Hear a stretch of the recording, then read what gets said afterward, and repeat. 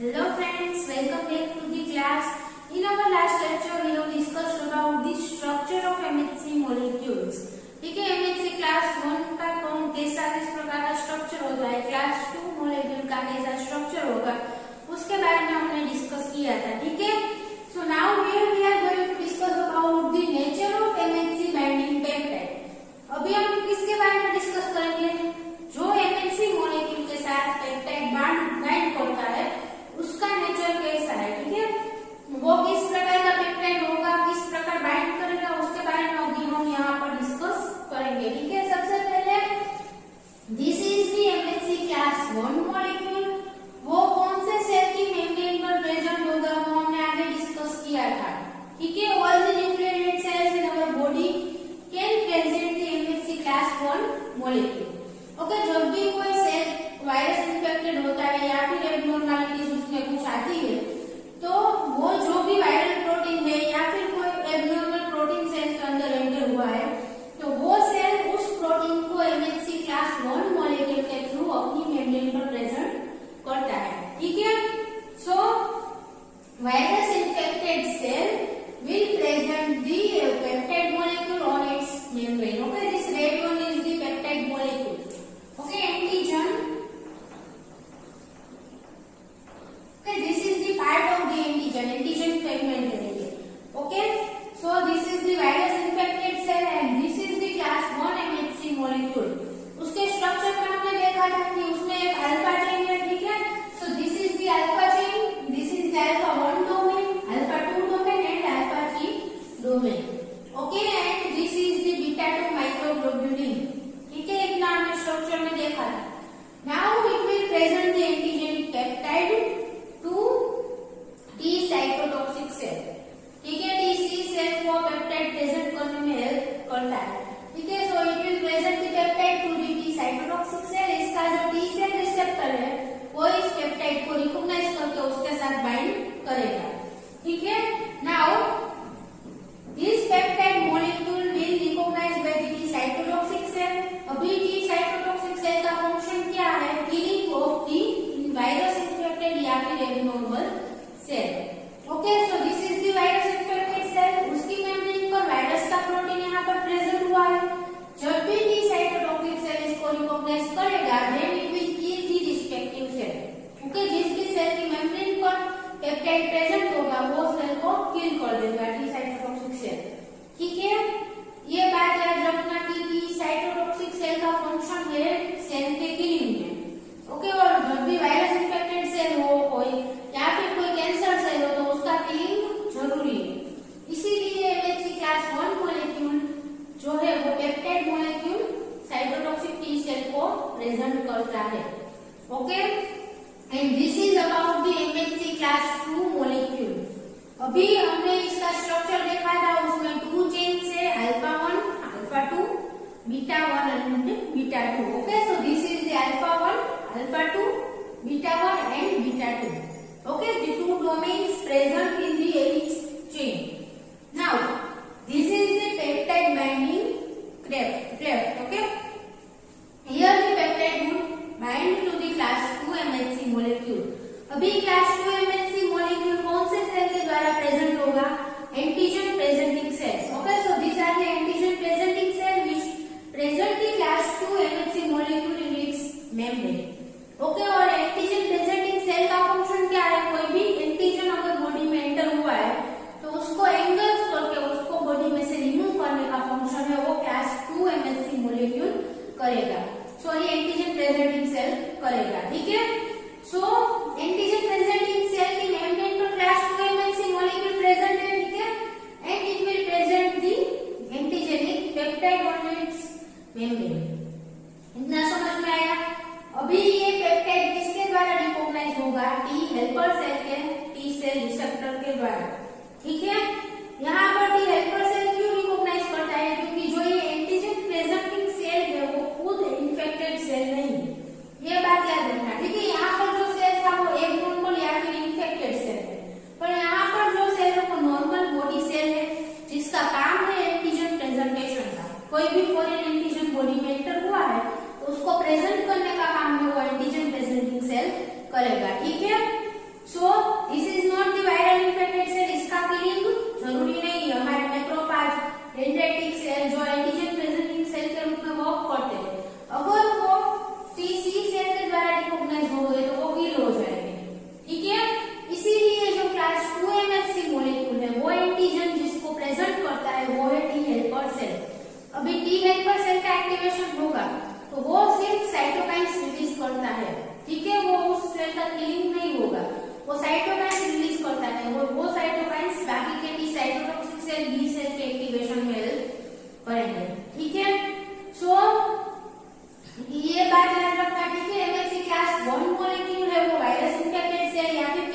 Cell उसकी membrane पर present होगा और वो टीसी सेल के द्वारा रिकॉग्नाइज होगा, ठीक है, और वो एंटीजन को टीसी सेल को रिप्रेजेंट करता है। And here the class 2 MHC molecule is present on the membrane of the antigen presenting cell. It will present the antigenic peptide to the T helper cell.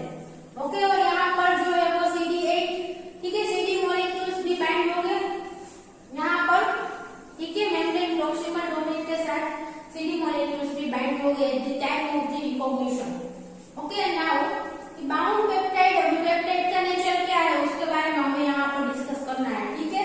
So bound peptide would be of the 9 to 11 amino acids in the class 1 MHC molecule. यहाँ पर जो peptide bind होता है वो 9 to 11 amino acid का sequence का होता है, ठीक है, और यहाँ पर जो क्लास 2 MHC मॉलिक्यूल के साथ पेप्टाइड बाइंड करता है वो कितने अमाइनो एसिड का होगा, 13 to 18 amino acids. Okay, this is the one difference between the peptides of class 1 and class 2 MHC molecules. The second, peptides derived from the intracellular proteins. Okay, यहाँ पर जो भी पेप्टाइड प्रेजेंट है वो कौन सा होगा, जो सेल के अंदर जनरेट हुआ है due to the cancerous condition.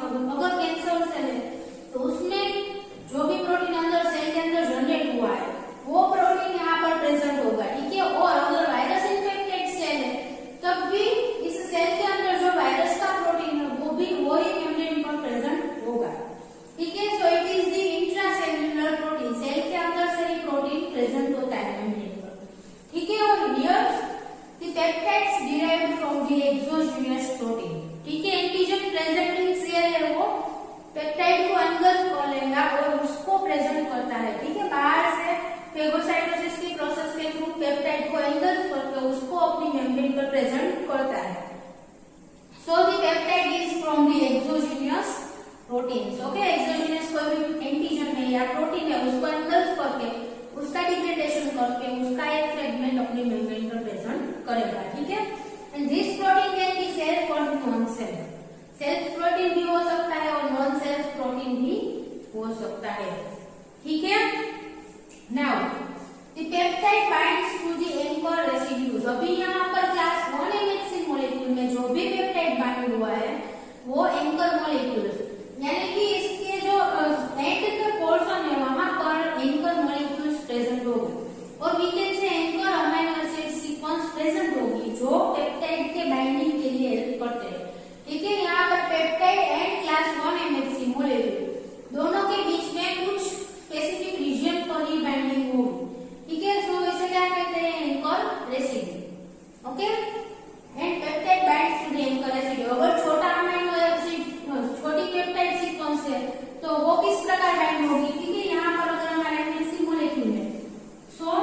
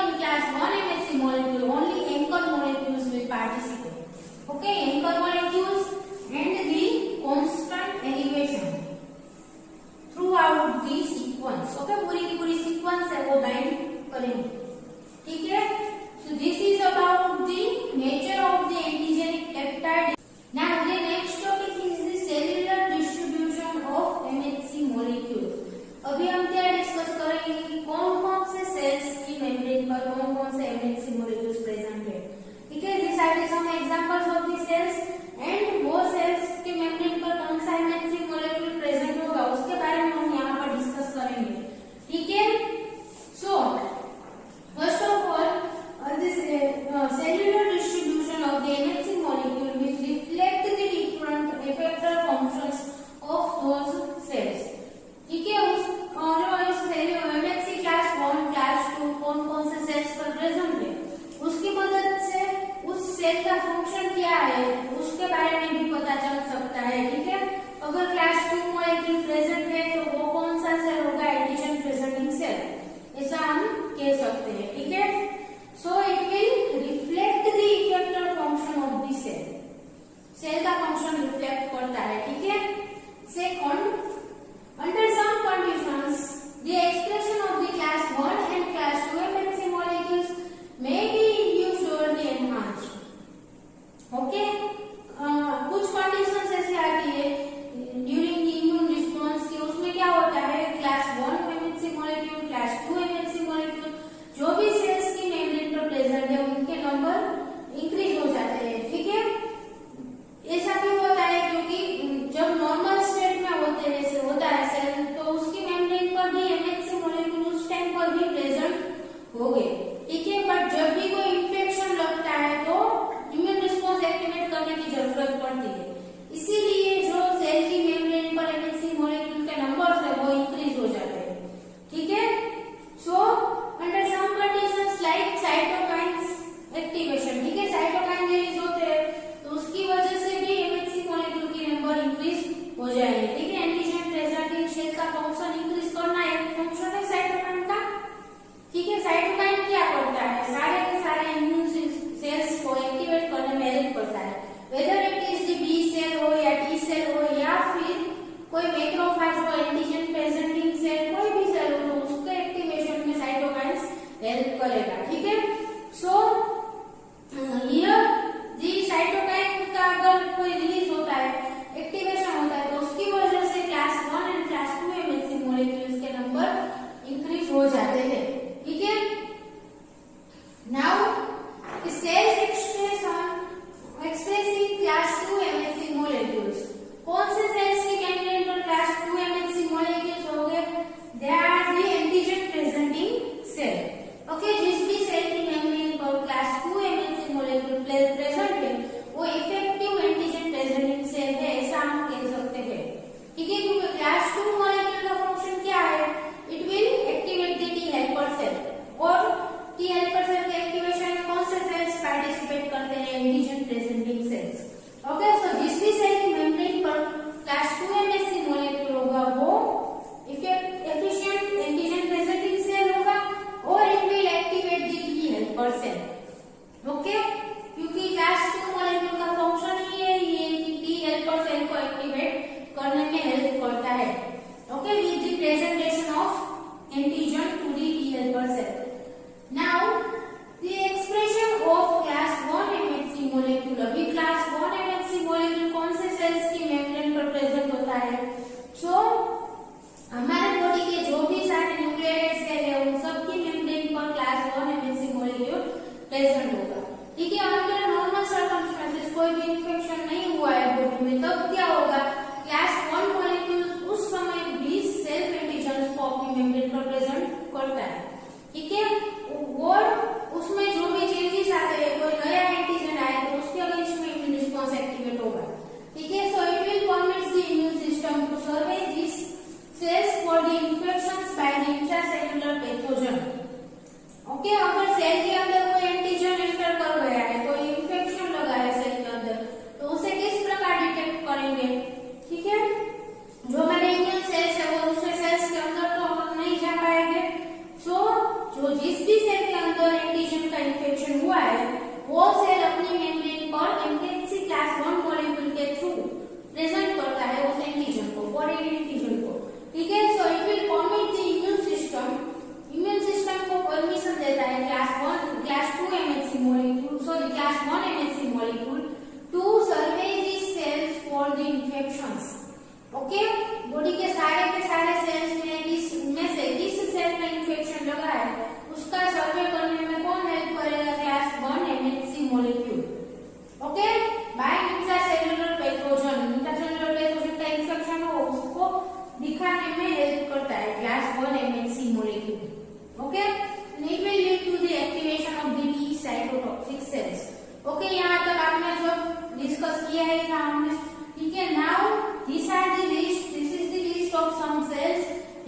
Present in our body.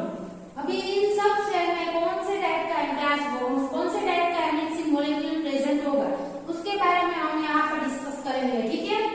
तो सबसे पहले टी सेल। अभी टी सेल का फंक्शन क्या है? Immune response. Okay, T cell MHC molecule को रिकॉग्नाइज करता है। ये हमने यहाँ पर देखा था कि जो भी MHC class 1 molecule, class 2 molecule है वो किसको T helper cell anti cytotoxic cell के एक्टिवेशन में पार्टिसिपेट करते हैं।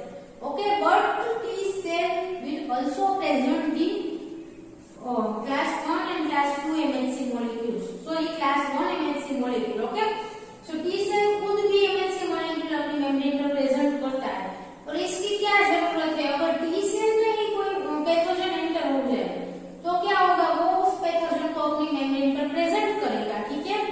और जो दूसरे टी सेल है, दूसरे टी सेल हेल्पर सेल की साइटोटॉक्सिक सेल, वो इस सेल को किल करने में हेल्प करेंगे, ठीक है। So T cell will present the MHC class 1 molecule on its membrane. Okay, class 2 molecule को प्रेजेंट नहीं करेगा क्योंकि वो एंटीजन प्रेजेंटिंग सेल नहीं है। Okay, so class 1 MHC molecule is present on the T cell membrane. अभी T cell के अंदर कोई पैथोजन एंटर हो जाए तो टी सेल अपनी मेम्ब्रेन पर क्लास 1 एमएचसी मॉलिक्यूल के थ्रू प्रेजेंट करेगा उसको, और दूसरे जो साइटोटॉक्सिक टी सेल है वो इस सेल के किलिंग में इस सेल का किलिंग कर देंगे, ठीक है। इस सेल को बॉडी में से रिमूव कर देंगे। Second cell is the macrophage. अभी मैक्रोफेज का मेजर रोल क्या है? एंटीजन प्रेजेंटिंग सेल्स के रूप में भी उसका रोल है और इन फेगोसाइटोसिस भी उसका रोल है, ठीक है। सो मैक्रोफेज के अंदर कोई भी एंटीजन एंटर हुआ तो वो एमएचसी क्लास 1 के थ्रू उसे प्रेजेंट करेगा, ठीक है। और it also work as a antigen presenting cell. Body में कोई भी बाहर सेल के बाहर कोई एंटीजन एंटर हुआ है उस सेल को भी वो फेगोसाइटोसिस उसका करके उसे अपनी मेम्ब्रेन पर क्लास 2 एमएचसी मॉलिक्यूल के थ्रू प्रेजेंट करेगा, ठीक है। Macrophage clear. Then B cell. B cell भी एक प्रकार का एंटीजन प्रेजेंटिंग सेल है, ठीक है। तो उसकी मेम्ब्रेन पर भी एमएचसी क्लास 2 मॉलिक्यूल्स प्रेजेंट होंगे, ठीक है। और नॉर्मली अगर बी सेल में कोई इंफेक्शन लगता है, बी सेल के अंदर कोई पैथोजन एंटर करता है तो वो उसको भी बी सेल का भी किलिंग जरूरी है। सो उसकी मेम्ब्रेन पर क्लास 1 एमएचसी मॉलिक्यूल्स भी प्रेजेंट होंगे, ठीक है। Then the dendritic cells, they are the major antigen presenting cell, ठीक है। हमने dendritic cells में पढ़ा था।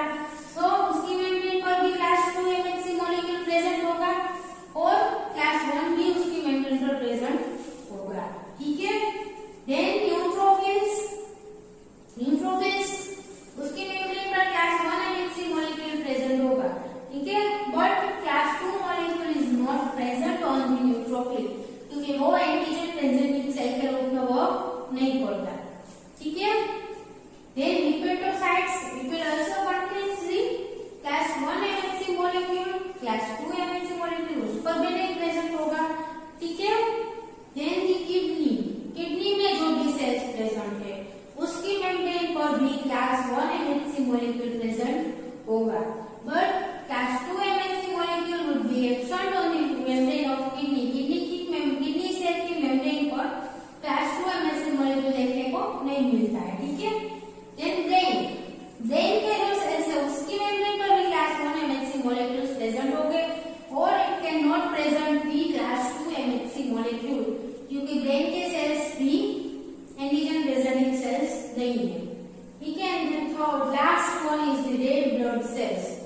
रेड ब्लड सेल्स की मेम्ब्रेन पर एमएचसी क्लास 1 मॉलिक्यूल भी प्रेजेंट नहीं होगा और क्लास 2 मॉलिक्यूल भी प्रेजेंट नहीं होगा, ठीक है। This are the one cell that do not contain any kind of the MHC molecule and on its membrane, okay. बाकी के ये जो सारे के सारे बॉडी सेल्स है वो सब न्यूक्लिएटेड सेल है हमारी बॉडी के, ओके। और एमएचसी क्लास 1 में ही मैंने कहा था कि all the nucleated cells of our body will present the class 1 MHC molecule on its membrane, okay. So these all cells will present the class 1 MHC molecule except red blood cells. Red blood cells की membrane पर एक भी प्रकार का MHC molecule present नहीं होगा, ठीक है। And class 2 MHC molecule is presented by the antigen presenting sales. ये बात याद रखना, ठीक है। एंटीजन प्रेजेंटिंग सेल्स के द्वारा ही प्रेजेंट होता है, तो ये एक्सप्रेस होता है क्लास 2 मॉलिक्यूल। और एंटीजन प्रेजेंटिंग सेल्स हमारे कौन कौन से हैं? So macrophage, B cells and dendritic cells. Okay, this three are the antigen presenting cells. So these three will express the class 2 MHC molecule. Okay, बाकी के बॉडी के जो भी सेल्स है उन सब पर क्लास 1 MHC molecule प्रेजेंट होगा। और हमारे एंटीजन प्रेजेंटिंग सेल्स है उनकी मेम्ब्रेन पर भी क्लास 1 MHC molecule प्रेजेंट होगा, ठीक है। Clear this much? अभी हमारा जो ये रेड ब्लड सेल है उसकी मेम्ब्रेन पर एक भी प्रकार का MHC molecule प्रेजेंट नहीं है। इसका मतलब क्या है? MHC क्लास 2 प्रेजेंट नहीं है, इसका मतलब वो एंटीजन प्रेजेंटिंग सेल नहीं है, ठीक है। But class 1 MHC molecule is also not present on the membrane of red blood cells. Okay, इसकी वजह से क्या होगा? अगर आरबीसी के अंदर कोई भी पैथोजन एंटर कर जाता है तो उसकी अगेंस्ट इम्यून रिस्पांस किस प्रकार एक्टिवेट होगा? नहीं हो पाएगा, ठीक है। क्योंकि आरबीसी के अंदर पैथोजन प्रेजेंट है, वो बाहर के इम्यून सेल्स को पता है तो चलना चाहिए ना, और उसे पता चलने के लिए क्लास 1 MHC मॉलिक्यूल के थ्रू उस एंटीजन को प्रेजेंट करना जरूरी है, ठीक है। और आरबीसी में क्लास 1 MHC मॉलिक्यूल को प्रेजेंट नहीं करता आरबीसी। सो आरबीसी के अंदर अगर कोई एंटीजन, कोई पैथोजन एंटर कर जाए तो उसके अगेंस्ट इम्यून रिस्पांस एक्टिवेट करना बहुत मुश्किल है, ठीक है। उसके अगेंस्ट इम्यून रिस्पांस एक्टिवेट नहीं होगा और जो भी पैथोजन है उसके रिलेटेड सिम्टम्स यानी कि डिजीज देखने को मिलेगा हमारी बॉडी में, ठीक है। For example Plasmodium. प्लाज्मोडियम क्या है? It is the pathogen responsible for the malaria. Okay, so Plasmodium है वो क्या, कहाँ अफेक्ट करता है? In RBC. It will enter in the RBC. जब भी आरबीसी के अंदर प्लाज्मोडियम एंटर कर जाएगा तो आरबीसी के पास एमएचसी क्लास 1 मॉलिक्यूल है नहीं, तो वो अपनी मेम्ब्रेन पर प्लाज्मोडियम को प्रेजेंट नहीं कर पाएगा, ठीक है। उसकी वजह से वो जो पैथोजन एंटर हुआ है बॉडी में वो हमारे बॉडी में से रिमूव नहीं होगा, इम्यून रिस्पांस एक्टिवेट नहीं होगा, ठीक है। और उसकी वजह से मलेरिया के सिम्टम्स देखने को मिलते हैं और वी कैन से मलेरिया हो जाता है, ठीक है, क्योंकि प्लाज्मोडियम रिमूव नहीं हुआ है बॉडी में। Okay, clear this much? So this was all about the cellular distribution of MHC molecules. Okay, किस किस सेल में एमएचसी मॉलिक्यूल प्रेजेंट है उसके बारे में हमने यहाँ पर डिस्कस किया, ठीक है। Clear this much? Now in our next lecture we will discuss about the how these MHC molecules will present the antigens. Okay, आपके टेक्स्ट बुक का जो लास्ट टॉपिक है antigen processing and antigen presentation, okay, उसके बारे में हम यहाँ इसके साथ में ही डिस्कस कर लेंगे। क्योंकि एंटीजन प्रोसेसिंग एंड प्रेजेंटेशन का मीनिंग क्या है कि जो भी एंटीजन बॉडी में एंटर हुआ है उसका प्रोसेसिंग यानी कि उसको छोटे छोटे पीस में कन्वर्ट करके प्रेजेंटेशन यानी कि एमएचसी मॉलिक्यूल के साथ उसको मेम्ब्रेन पर प्रेजेंट करना, ठीक है। उसके क्या क्या पाथवे है उसके बारे में हमें उस टॉपिक में डिस्कस करना है, ठीक है। So here with MHC we will discuss about that, क्योंकि एमएचसी मॉलिक्यूल के साथ ही एंटीजन प्रेजेंट होता है, ठीक है। सो एंटीजन को किस प्रकार एमएचसी मॉलिक्यूल के पर प्रेजेंट किया जाता है उसके बारे में हम नेक्स्ट लेक्चर में डिस्कस करेंगे, ठीक है। Clear this much? Students, if you have any doubt then please ask in the comment box and please make the notes of the lecture with the lecture, okay.